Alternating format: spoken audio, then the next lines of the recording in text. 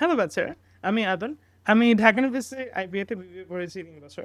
এখন আমি নিউ ইয়র্কে কলম্বিয়া ইউনিভার্সিটিতে পড়ছি। সো তোমরা যারা চিনো না, স্পেশালি আমাকে যারা চিনো না, স্পেশালি যারা এইচএসসি 2026 ব্যাচ, আমাদের ভালোই ছোট। আমি এইচএসসি 20 ব্যাচ। সো তোমরা আমার থেকে ৬ বছর অ্যাটলিস্ট ৬ ব্যাচ ছোট। তোমরা যারা এই বছর অ্যাডমিশন টেস্ট এখন দিতে যাবা, আমি না এই ভিডিওটা স্পেসিফিকলি তোমাদের জন্য বানাচ্ছি। বাট তুমি যদি এইচএসসি 27 ব্যাচ, এইচএসসি 28 ব্যাচ বা ভবিষ্যতে যে কোনো ব্যাচের হয়ে থাকো, এই ভিডিওটা still applicable for you as well, unless বাংলাদেশের education system at least admission test যে হয় ইউনিভার্সিটিগুলোতে সেটা না চেঞ্জ করে ফেলছে, তাহলে তোমার জন্য এটা অ্যাপ্লিকেবল। ঠিক আছে?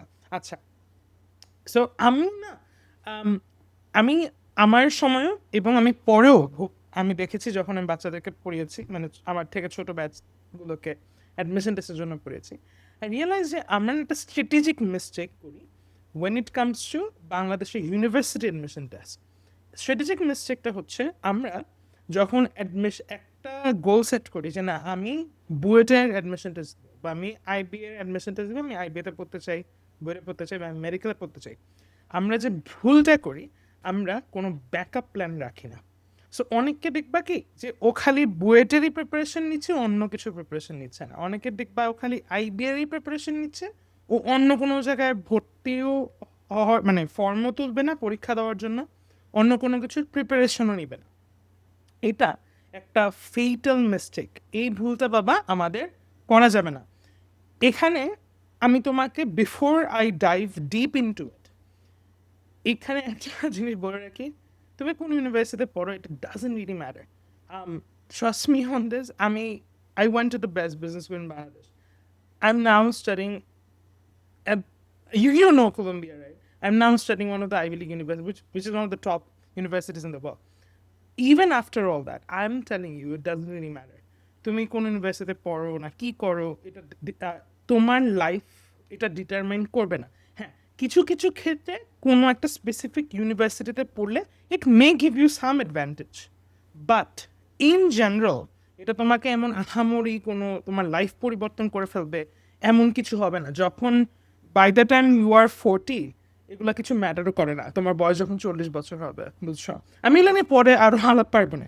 বাট এখানে আমি যে জিনিসটা নিয়ে স্পেসিফিকলি কথা বলতে চাই তোমাদের সাথে, যে কেন ব্যাকআপ প্ল্যান রাখা ইম্পর্টেন্ট এবং তুমি ব্যাকআপ প্ল্যান সিলেক্ট করবা কীভাবে। আচ্ছা, সো তুমি যদি আমাদের অন্য লেসনগুলো, অন্য ভিডিওগুলো শুনে থাকো, তুমি দেখবা কি আমি বারবার বলি যে বাংলাদেশের admission test is a zero sum game. তুমি বলো ভাইয়া জিরো সাম গেম মানে কি? জিরো সাম গেম মানে হচ্ছে, ধরো আমি একটা কিছু পাওয়ার জন্য বা তুমি একটা কিছু পাওয়ার জন্য তোমার একটা ফ্রেন্ড ওই জিনিসটা পাবে না, বা তোমার বাংলাদেশের অন্য একটা মানুষ ওই জিনিসটা পাবে না। ধরো আইপিএর যে অ্যাডমিশন টেস্ট, কথার কথা, আইবি অ্যাডমিশন টেস্টে তুমি যদি আইবিতে চান্স পেতে চাও, এক ব্যাচে 120 জন থেকে 125 জন নেয়। আমার ব্যাচে মনে হয় 125 জনকে সিলেক্ট করছিল একদম লাস্টে। সো পরীক্ষা তো দিয়েছে ধরো হাজার হাজার মানুষ, আমি এক্সাক্ট আই থিঙ্ক 10,000 20,000 মানুষ দেয় পরীক্ষা, রাইট? সবাইকে চান্স পেয়েছে? পায় নাই, কিন্তু সবাইকে সিলেক্ট করেছে? সিলেক্ট করে নাই কিন্তু, তাই না বলো? সো ওই 120 জন সিলেক্টেড হওয়ার কারণে বাকি যে হাজার হাজার বাচ্চারা পরীক্ষা দিল ওরা কিন্তু সিলেক্টেড হলো না। খেয়াল করে দেখছো? আচ্ছা, এই জিনিসটাকে আমরা বলি জিরো সাম গেম, যে একজন একটা জিনিস পাওয়ার কারণে আরেকজন আরেকটা জিনিস ওই সেম জিনিসটা পেলো না। এই জিরো সাম গেম না। বা ধরো এরকম একটা এক্সাম্পল কি, ধরো জিপিএ 5 পাওয়া এসএসসি এইচএসসিতে, যে ধরো তোমাদের এইচএসসি রেজাল্ট হয়তো বা এইচএসসি রেজাল্ট দিবে, তুমি জিপিএ 5 পাওয়ার কারণে এইচএসসিতে, এমন কিন্তু না যে তোমার পাশের ফ্রেন্ডটা এইচএসসিতে জিপিএ 5 পাবে না, এমন কিন্তু হবে না, তাই না বলো? সো তোমার একটা জিনিস পাওয়ার কারণে অন্য একটা মানুষ যে জিনিসটা পাচ্ছে না এটা কিন্তু হচ্ছে না। সো তুমিও জিপিএ 5 পেতে পারো, তোমার ফ্রেন্ডও জিপিএ 5 পেতে পারে, তাই না বলো? বুঝছো বুদ্ধিটা? অ্যান্ড বাংলাদেশের admission test by default is a zero sum game, and I hate zero sum games. লাইফে লাইফে তুমি যদি জিরো সাম গেম খেলতে চাও, যে না না আমি জিতবো, আমি একা খাবো, আমি একা সাকসেসফুল হবো, অন্য কেউ হবে না, তাহলে তুমি জীবনে একটা পর্যায়ে গিয়ে আটকায় যাবে। ফর ইনস্টেন্স ধরো লেটস সে উই আর আমার স্টার্ট আপ আছে, রাইট? সো লেটস সে আমাদের company, if I am playing a zero sum game, তাহলে কিন্তু হবে না। আমি যদি ভাবি না না খালি আমি একাই ভালো করব, আমাদের কোম্পানির অন্য কেউ ভালো করতে পারবে না, বরং তোমার কি করতে হবে, তোমার টিম ওয়ার্ক করতে হবে। তোমার ভাবতে হবে আচ্ছা আমিও ভালো করব, ও ভালো করবে। লাইফে জিরো, আমি এটা নিয়ে পরে আরও আলাপ করবো না, বাট লাইফে না জিরো সাম গেম খেলার চেষ্টা করবে না। যত পারবা try to avoid zero sum games and try to play more positive some games. কিন্তু যেহেতু আমাদের সোশ্যাল বা সোশ্যাল ইকোনমিক রিয়ালিটি, আর্থসামাজিক বাস্তবতা বাংলাদেশে, যে অ্যাডমিশন টেস্টের মতো একটা জিনিসে we have to play the zero sum game. তাই এই জিরো সাম গেমটাকে একটু স্ট্র্যাটেজাইজ করতে হবে। কারণ তুমিও জানো আমিও জানি যে সিটগুলা কিন্তু আমাদের পাবলিক ইউনিভার্সিটিতে অনেক কম। এবং ধরো ভাইয়ার, আমি আমি আগেও বলছি অনেক অনেক জায়গায় যে ভাইয়ার family for instance couldn't afford a private university, right? ধরো আমি যে কলম্বিয়াতে পড়ি, আমার তো টাকা লাগে না, তো আমার ফাইন্যান্সিয়াল এইজ এগুলো আছে। তো আমার নিজের আমার বাবা মা বা আমার নিজের পকেট থেকে আমার কোনো টাকা খরচ হচ্ছে না। এখন যেহেতু ভাইয়া প্রাইভেট ইউনিভার্সিটি পড়তে পারতাম না, তাই I had to make sure যে আমি একটা পাবলিক ইউনিভার্সিটিতে চান্স পাচ্ছি। সেটা যদি ঢাকা কলেজে, আমি ছোটো করে বলছি, আমি নিজে ঢাকা কলেজে এইচএসসি পড়ছি, রাইট? আমার স্কুল ছিল গভর্নমেন্ট ল্যাব, কলেজ ছিল ঢাকা কলেজ। সো এবং আমি ঢাকা কলেজের যে ইউনিভার্সিটি সেকশনটা, ওইখানে I have mate amazing seniors. আমি বিকজ আমি ঢাকা কলেজে ডিবেট করতাম, তো সো ঢাকা কলেজের যে ডিবেটিং সোসাইটি, ঢাকা কলেজের ডিবেটিং সোসাইটিতে তোমার কলেজের বাচ্চারাও ডিবেট করতো একসাথে, অ্যাট দ্য সেম টাইম তোমার ইউনিভার্সিটিতে যারা করতো ওরাও একসাথে ডিবেট করতো। আমি I have amazing connections and seen I have met amazing people at Dhaka College Debating Society, right? যারা ঢাকা কলেজের ইউনিভার্সিটি সেকশনে পড়তো। কিন্তু আমি বলতেছি যে আমার এখনো মনে আছে, আমি আম্মুকে বলছিলাম যে আম্মু অ্যাটলিস্ট ঢাকা কলেজের ইসে তো চান্স মানে এনশোর করবো, নাহলে তো ধরেন আমি পড়তে পারবো না। এখন এগেন আমি কিন্তু বলছি না ইভেন ইউনিভার্সিটি পড়াটাও অত ম্যাটার করে না রাইট নাও, হ্যাঁ। আগেও ম্যাটার করতো না, এখনো ম্যাটার করে না। There are a lot of successful people in the world who didn't go to a university or who didn't finish college or who didn't finish university. But আমি ওই ডিসকাশনে যাচ্ছি না, আমি ধরে রাখছি যে তুমি এখন ইউনিভার্সিটি অ্যাডমিশন টেস্টের প্রিপারেশন নিবা। আমি এটা ধরে তোমার সাথে আলাপ করছি, এবং তুমি একটা ইউনিভার্সিটিতে অ্যাটলিস্ট চান্স পাইতে চাও, এইটা আমি অ্যাজিউম করে তোমার সাথে আলাপ করছি। এইটা নিয়ে আমরা এখন বুদ্ধি বের করবো, মতলব বের করবো, যাচ্ছে কীভাবে এটাকে স্ট্র্যাটেজাইজ করা যায়। আমার আলাপ হচ্ছে এটা, রাইট? আচ্ছা, সো আমার যেহেতু পাবলিক ইউনিভার্সিটিতেই পড়া লাগতো, তাই আমি যেটা চিন্তা করেছিলাম যে আচ্ছা আমার মেইন টার্গেট হবে আমি আইবিএ প্রিপারেশন নিব। সো তুমি খেয়াল করো, আমার থট প্রসেসটা কিন্তু খেয়াল করবো, ঠিক আছে? আমি আমার আম্মুকে আমি বলছি আম্মু আমি আইবিএ প্রিপারেশন নিব, আমি বুয়েটের প্রিপারেশন নিব না। আমার I don't want to go to Bangladeshi engineering school, ঠিক আছে? তো আমি এটা আম্মুকে বলছি যে আমি বুয়েটের এগুলো প্রিপারেশন নিই, আমার মেইন ফোকাস ছিল আইবিএ। আচ্ছা ঠিক আছে। এখন তখন আমি চিন্তা করলাম আচ্ছা এই যে আইবিএতে তো কম মানুষ নেয়, আমার যদি আইবিএতে না হয় I have two get into another university, or at least ওই ইউনিভার্সিটি থেকে I have to make sure I have backup plans, solid backup plans, right? তো আমি ভাবলাম আচ্ছা আইবিএতে যে সাবজেক্টগুলো, খেয়াল করে থট প্রসেসটা, আইবিএর জন্য আমি যে প্রিপারেশন নিচ্ছি আমি কী পড়ছি? English, math, analytical. আচ্ছা এই ইংলিশ, এই যে ম্যাথটা, আইবিএর ম্যাথটা, এই আইবিএর ম্যাথ তো আর বুয়েটের ম্যাথ না বাবা, খেয়াল করে, বা ঢাকা ইউনিভার্সিটির এই ইউনিটের ম্যাথ না। এই আইবিএর ম্যাথ, আইবিএর ইংলিশ, আইবিএর অ্যানালিটিক্যাল পড়ে আমার বাংলাদেশের কোন কোন অ্যাডমিশন টেস্টের পড়াশোনা কাভার হয়ে যাবে। So then I made a list. আচ্ছা ঠিক আছে, একটা লিস্ট করি তো, যে ইংলিশ, ম্যাথ, অ্যানালিটিক্যাল এই তিনটাকে ফোকাস করে পড়লে আমার বাংলাদেশে আর কোন কোন ইউনিভার্সিটির অ্যাডমিশন টেস্ট আমার কাভার হয়ে যাচ্ছে। সো আইবিএর পরে তোমার কোন ইউনিভার্সিটির কাভার হয়? BUP, Bangladesh university of professionals, বিউপির এফবিএস যে ফ্যাকাল্টি অফ বিজনেস স্টাডিজ, ওইটা কিন্তু কাভার হয়ে যায়, কারণ ওইটাতে তোমার ইংলিশও আছে, ম্যাথও আছে। সো আইবিএর ইংলিশ ম্যাথ পড়লে তোমার বিউপির ইংলিশ ম্যাথও কাভার হয়ে যায়। বিউপির জন্য তোমার এক্সট্রা পড়তে হবে জিকে। খেয়াল করে দেখো, এখন তাহলে আমরা কয়টা সাবজেক্টে আসলাম? ইংলিশ, ম্যাথ, অ্যানালিটিক্যাল, জিকে, তাই না? এই চারটাতে আসলাম না? তখন আমি নিজেকে কোয়েশ্চেন, আচ্ছা এই যে চারটা সাবজেক্ট, এই চারটা সাবজেক্ট পড়ে আমি আর কোন কোন জায়গা কভার করতে পারবো, কোন কোন ইউনিভার্সিটি কভার করতে পারবো। দেন ও ঢাকা ইউনিভার্সিটির তোমাদের এখন কিন্তু বি ইউনিট, আমি তো সায়েন্সের স্টুডেন্ট ছিলাম, তো আমাদের সময় তখন বি ইউনিট ডি ইউনিট আলাদা ছিল। সো তোমাদের ক্ষেত্রে ঢাকা ইউনিভার্সিটি বি ইউনিট, আমাদের সময় ডি ইউনিট ডি ইউনিট বলতে হবে কি আলাদা করে। সো ঢাকা ইউনিভার্সিটি যে বি ইউনিট, ওই আমি ঢাকা ইউনিভার্সিটি ইউনিট বলে রাখছি তোমাদের জন্য। সো ঢাকা ইউনিভার্সিটি যে বি ইউনিট, ওইখানে কি কি আসে? ইংলিশ আসে, জেনারেল নলেজ আসে, আর তোমার বাংলা আসে। দেন আচ্ছা, আমি যদি এখন আরেকটা সাবজেক্ট আসলো বাংলা, তাহলে কি কি আসলো? English, math, analytical, general knowledge এবং বাংলা, এই 5টা সাবজেক্ট। এখন আমি চিন্তা করলাম, আচ্ছা আমি যে অ্যাডমিশনের আমার এই সময়টা, এখানে যদি এই 5টা সাবজেক্টই ভালো মতো পড়ি, তাহলে কোন কোন ইউনিভার্সিটিতে আমি পরীক্ষা দিতে পারবো? শুধু পরীক্ষা দিতে পারবো না, আমি ভালো করতে পারবো, and I can get in. Then আমার লিস্টটা না বিশাল বড় হয়ে গেল। কারণ তুমি যদি শুধু IBA preparation, IBA English math analytical পড়ো, তাহলে তোমার বিউপি ইংলিশ ম্যাথ কাভার, তোমার আইবিএ যেও আছে জাহাঙ্গীরনগরের আইবিএ, ওইটার বিবিএ এক্সামে কাভার হয়ে যায়। তারপরে বাবা এগুলো লিখে রাখো, দরকার হলে পাবেন। তোমরা যারা শুনতেছো একটু কষ্ট করে আমি একটা লিস্ট কমেন্ট সেকশন, আমি এখন যে ইউনিভার্সিটির নামগুলো তোমাদেরকে বলছি, তুমি একটু লিখে আমাকে কমেন্ট সেকশনে লিখে দিও। আমি তোমাদের কারো একটা কপি করে আমি আমাদের ওয়েবসাইটে দিয়ে দিব না, পরে আমি লিঙ্কটা তোমাদের সাথে শেয়ার করে দিব না। তাহলে ভাইয়া একটু ফ্রি হয়ে আমি ওয়েবসাইটে পরে তোমাদের কমেন্ট থেকে কপি করে আমি পরে ওয়েবসাইটে দিয়ে দিব না, আমি ফ্রি হয়ে। আমার একটু কাজ আছে, তো আমি তাও তোমাদের একটু ঝটপট বলে ফেলি আর কি এখন। সো আমি 1 নাম্বার আইবিএডির প্রিপারেশন হলো। আইবিএডির প্রিপারেশন হওয়ার সাথে সাথে আমার কি হচ্ছে, বিউপি এফবিএস এর ইংলিশ ম্যাথের প্রিপারেশন হয়ে যাচ্ছে, আইবিএ জেইউর প্রিপারেশন হয়ে যাচ্ছে।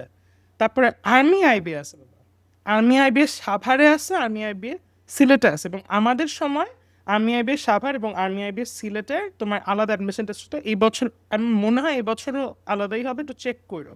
আমি আর্মি আইবিএ সাভারেও পরীক্ষা দিয়েছিলাম, আমি ওটা তো চান্স পেয়েছিলাম। আমি বিউপি এফবিএসও পরীক্ষা দিয়েছিলাম, বিউপিতেও চান্স পেয়েছিলাম। আমি তোমাদেরকে বলে রাখতেছি আর কি।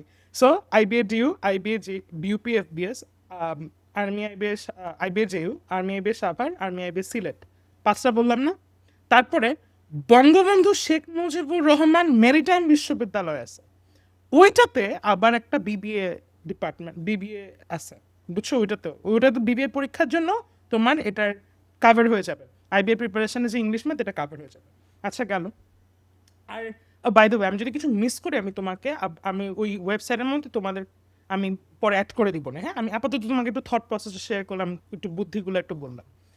দেন আমার মাথায় আসলো, আচ্ছা এই যে আইবের ইংলিশ, এটা তো একটু ভালোই বাংলাদেশের স্ট্যান্ডার্ডে আইবের ইংলিশের কোয়েশ্চেন কিন্তু একটু অনেক একটু ট্রিকি, ডিফিকাল্ট বলবো না, ট্রিকি। সো এই আইবের ইংলিশের জন্য তো আমার ইংলিশ অনেক ভালো হইতে হবে, আমি তো ইংলিশ প্রিপারেশন নিচ্ছি আইবের জন্য। সো আমি এই ইংলিশটাকে কাজে লাগাই। আমি তখন দেখলাম, আচ্ছা ঢাকা ইউনিভার্সিটির যে ডি ইউনিটের এক্সাম বা তোমাদের ক্ষেত্রে বি ইউনিটের এক্সাম, ওটার ইংলিশটা আমার কাভার হয়ে যাচ্ছে আরামসে। ইনফ্যাক্ট আমি আমার যে ঢাকা ইউনিভার্সিটি ডি ইউনিটের এক্সামটা আমি দিয়েছিলাম, আমার সময় 15টা তোমার আসছিল, ইংলিশে এমসিকিউ আসছিল। 15টার মধ্যে আই অ্যান্সার্ড 14টা, আমার 14টাই হয়েছিল, বুঝো তাই। কারণ তোমার তো আইবের ইংলিশটা একটু ডিফিকাল্ট না, সো তোমার আইবের ইংলিশটা যখন হয়ে যায়, তখন তুমি মানে আইবের ইংলিশটা প্রিপারেশন যদি তোমার ভালো থাকে, তোমার আরামসে তুমি করে ফেলতে পারবে। ঢাকা ইউনিভার্সিটি বি ইউনিট, তারপরে অন্যান্য এই যে বি ইউনিটের মতো যে অন্যান্য এক্সামগুলা, এগুলার তোমার ইংলিশটা কাভার হয়ে যায়, বুঝছো? সো ঢাকা ইউনিভার্সিটি বি ইউনিটের ইংলিশটা আমার কাভার হয়ে গেল, সো আমি ঢাকা ইউনিভার্সিটি বি ইউনিটের পরীক্ষা দিতে পারবো। সিমিলারলি ঢাকা ইউনিভার্সিটির বি ইউনিটের মতো যত আছে তোমার ইউনিট এরকম অন্যান্য ইউনিভার্সিটিতে, ওগুলো আমরা দিতে পারবো। জাহাঙ্গীরনগরে দেখবে এরকম অনেকগুলো ইউনিট আছে, চিটাগং ইউনিভার্সিটি দেখবে এরকম অনেকগুলো ইউনিট আছে, রাজশাহী ইউনিভার্সিটি দেখবে এরকম অনেক ইউনিট আছে। বিউপির কথা তো বিউপিকে আগে নিয়ে আসো। বিউপিতে দেখবা FA+S, F+S, ওইখানে ইংলিশ বাংলা জেনারেল নলেজ আছে। সো তুমি যদি English, math, analytical, general knowledge আর বাংলা, এই 5টা সাবজেক্ট পড়ো, তোমার কাছে you now have a wide range of options, বুঝছো? সো এইখানে খেয়াল করছো, এই 5টা সাবজেক্ট যদি তুমি নেক্সট 3-4 মাস ফোকাস দিয়ে পড়ো, তোমার কিন্তু অভাব পড়তেছে না। মানে তোমার যদি আইবিএতে নাও হয়, ঢাকা ইউনিভার্সিটি বিউনিটে নাও হয়, তাও তুমি অন্যান্য ইউনিভার্সিটির তোমার ব্যাকআপ অপশন থাকলো। যেমন ভাইয়া কি করছিলাম, ও পোলাপাইন প্রাইভেট ইউনিভার্সিটিতেও পরীক্ষা দিবা, প্রাইভেট ইউনিভার্সিটি কিন্তু স্কলারশিপও পাওয়া যায়। হ্যাঁ, তুমি যদি আই থিঙ্ক টপ 10 বা ফার্স্ট সেকেন্ড থার্ড, আমি এক্স্যাক্টলি রুলটা জানি না, তুমি একটু আমি যতদূর জানি এরকমই। সো তুমি প্রাইভেট ইউনিভার্সিটির পরীক্ষা দিবে, এনএসইউ, ব্র্যাক, এগুলোও বাদ দিবা না। কেন জানো? ওই যে ওদের ওইখানেও কিন্তু ইংলিশ ম্যাথই আসে, বুঝছো? সো ধরো ভাইয়া কি করছিলেন, ভাইয়া ফার্স্টে এনএসইউতে, যদিও I know I couldn't afford, তো আমি ভাবছিলাম যে এনএসইউতে অ্যাডমিশন টেস্ট হবে। আমাদের বছর এনএসইউতে অ্যাডমিশন টেস্ট হয় নাই।